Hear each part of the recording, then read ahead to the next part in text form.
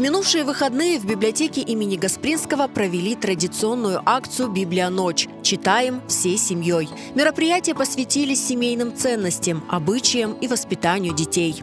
Основная цель – показать ценность семьи. Насколько ребенок воспитывается в семье и насколько он берет в первую очередь из семьи. Потому что где бы он ни был, в школе, в садике, он возвращается в семью.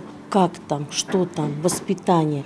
А это, конечно, влечет за собой сохранение знания нашей культуры, нашей истории, нашей литературы. В рамках «Библия-ночи» говорили о важности семейного чтения, читательского вкуса. Гостям представили детскую литературу и книги для чтения всей семьей.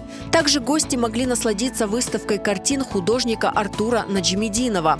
Каждая работа, которая передает теплоту и уют, отражает традиции крымско-татарского народа. Свои работы представила и мастерица Зинье Сейдаметова. Я предоставляю сегодня картину в крымско-татарском стиле «Семья», которая показывает костюм именно крымско-татарский. Эта картина заняла первое место на республиканском декоративно-прикладном творчестве Тылсымлы Орнек. Эта картина объединяет семью и показывает сплоченность крымско-татарского народа. Маленьких гостей познакомили с традиционным символом семейного древа и дали возможность проявить свои творческие способности. Нарисовал дом в деревне, это обозначает, что это семья.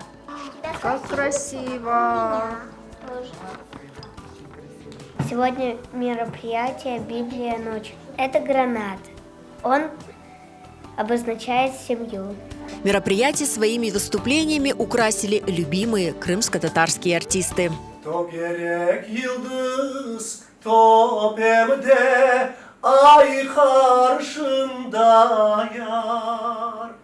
Мое сердце, милый друг, у тебя в плену.